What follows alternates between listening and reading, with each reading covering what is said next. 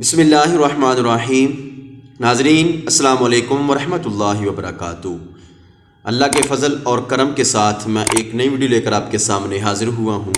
مجھے امید ہے کہ آپ سب خیر و عافیت سے ہوں گے۔ میری دعا ہے اللہ آپ کو خوش رکھے، شاد و باد رکھے، سلامت رکھے اور اپنے حفظ و امان میں رکھے۔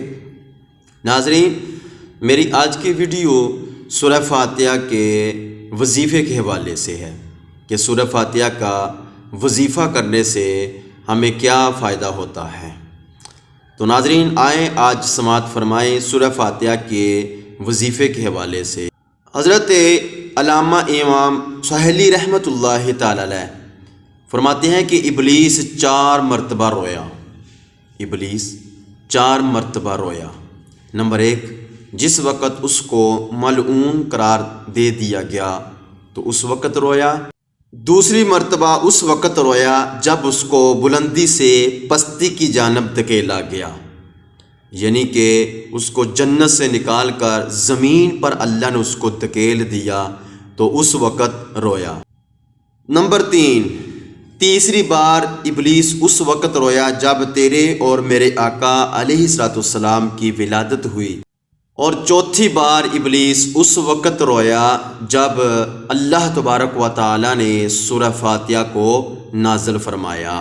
ناظرین، سورہ فاتحہ کو پڑھنے کا طریقہ مولا علی شیر خدا رضی اللہ تعالی عنہ سے یوں نقل کیا گیا کہ بعد نماز فجر اس کو 21 مرتبہ پڑھا جائے، اور ظہر کی نماز کے بعد اس کو 22 مرتبہ پڑھا جائے، اور عصر کی نماز کے بعد اس کو 23 مرتبہ پڑھا جائے، اور مغرب کی نماز کے بعد اس کو 24 مرتبہ پڑھا جائے، اور عشاء کی نماز کے بعد اس کو 10 مرتبہ پڑھا جائے۔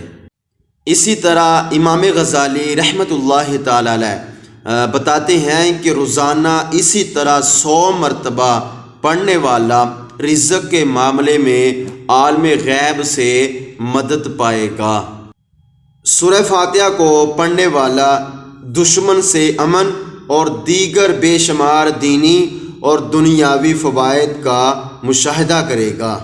اور ایک کتاب کے اندر اس کو پڑھنے کا ایک دوسرا طریقہ بھی یوں کتابوں کے اندر لکھا ہوا ہے کہ فجر کی نماز کے بعد 30 مرتبہ، ظہر کی نماز کے بعد 25 مرتبہ، عصر کی نماز کے بعد 20 مرتبہ، مغرب کی نماز کے بعد 15 مرتبہ، اور عشاء کی نماز کے بعد 10 مرتبہ۔ ناظرین، جو طریقہ آپ کو زیادہ مناسب لگے وہ آپ اختیار کریں۔ فجر کی نماز کے بعد پڑھیں، ظہر کی نماز کے بعد پڑھیں، عصر کی نماز کے بعد پڑھیں، مغرب کی نماز کے بعد پڑھیں، اور عشاء کی نماز کے بعد پڑھیں۔ انشاءاللہ تعالی آپ کے جو روزی کے مسائل ہیں وہ ضرور حل ہوں گے۔ آپ نماز پڑھیں، نماز کے بعد سورہ فاتحہ کو اپنا معمول بنائیں، وظیفہ کریں، تو انشاءاللہ تعالی آپ جو ذہنی طور پر پریشان ہیں، روزی کے معاملات کے اندر آپ جھگڑے ہوئے ہیں، آپ پریشان ہیں، آپ کو کوئی راستہ نظر نہیں آ رہا، تو آپ سورہ فاتحہ کو وظیفہ بنائیں۔ انشاءاللہ تعالی میرے رب نے چاہا آپ کا جو مسئلہ ہے وہ ضرور حل ہوگا۔ لیکن یہ ہے کہ سورۃ فاتحہ کو پڑھیں، اور سورہ فاتحہ کی برکت سے اللہ تبارک و تعالی آپ کے لیے آسانیاں پیدا فرما دے گا۔ ناظرین، میری یہ تھی آج کی ویڈیو سورہ فاتحہ کے وظیفے کے حوالے سے۔ اگر آپ کو میری ویڈیو اچھی لگی ہو تو جاتے جاتے میرے اس چینل کو لائک کر دیں، سبسکرائب بھی کر دیں، اور ایک اچھا سا کمنٹ دے دیں۔ میری دعا ہے اللہ آپ کو خوش رکھے، شاد و باد رکھے، سلامت رکھے۔